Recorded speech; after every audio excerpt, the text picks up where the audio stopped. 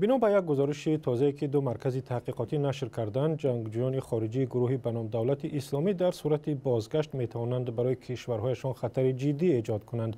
در این گزارش آمده است با آنکه دولت اسلامی قلمروهایش را از دست می‌دهد، بیشتر به جنگجویان خارجیش تکیه خواهد کرد تا نام این گروه را زنده نگه دارد.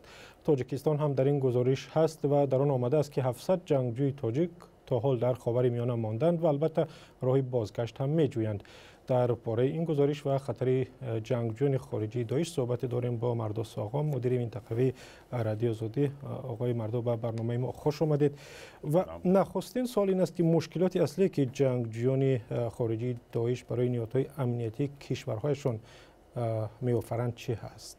البته در این 2-3 سال اخیر دنیا منتظر این روز بود. معلوم بود که روزی وقتی داعش شکست نظامی بخورد، این جنگجویان خارجی جایی ندارند و باید برگردند به کشورهایشان. البته اینها من تصور نمی کنم که به عنوان یک گروه یکسان میشه با اینها برخورد کرد. مطمئنا حداقل اینها را میشه به 3 گروه تقسیم کرد. گروه اول آنان هستند که اعتقادات افراطی خود را از دست ندادند، راسخند و خطرناک.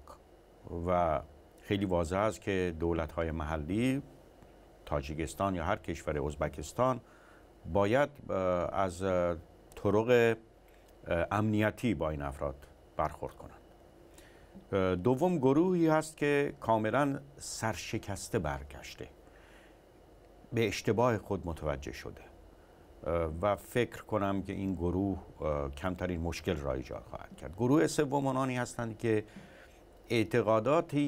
اعتقاداتی را دارند هنوز، ولی مطمئن نیستند که طریق گروه حکومت اسلامی درست است.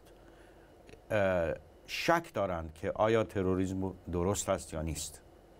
با این گروه هست که حکومت‌های محلی باید خیلی عاقلانه رفتار کنند، برنامه ریزی کنند، اینها را هدایت کنند، برایشون یک معاشی درست کنند و اینها بتوانند به آغوش جامعه برگردند.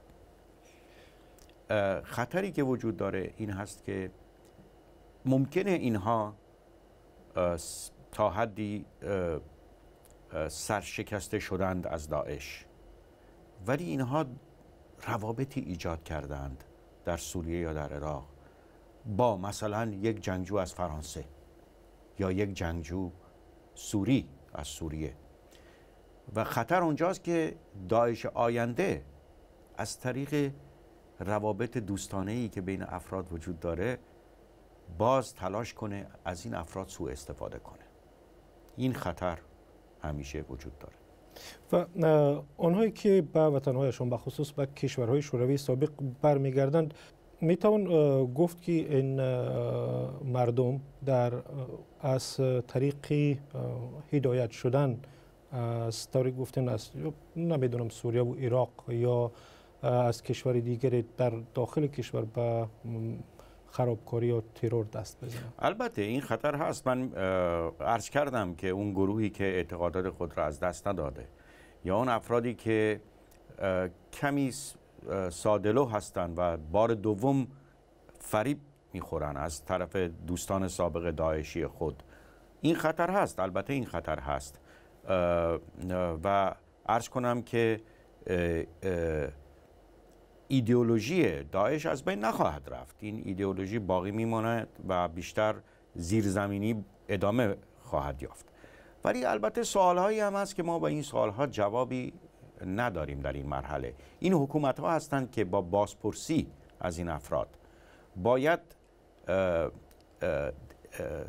خوب تشخیص بدهند که این افراد به چند گروه تقسیم می شوند، با هر گروه چه نوع رفتاری باید ایجاد بشه.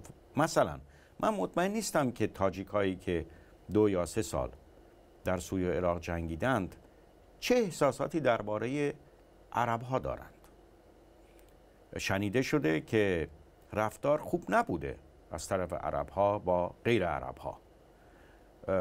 و شاید حکومت میتونه از این عامل استفاده کنه که این افراد را به راه درست هدایت کنه. تشکر. مرداد ساقا، مدیر منطقوی رادیو آزادی با ما صحبت میکرد. تشکر آقای مرداد. همچنین.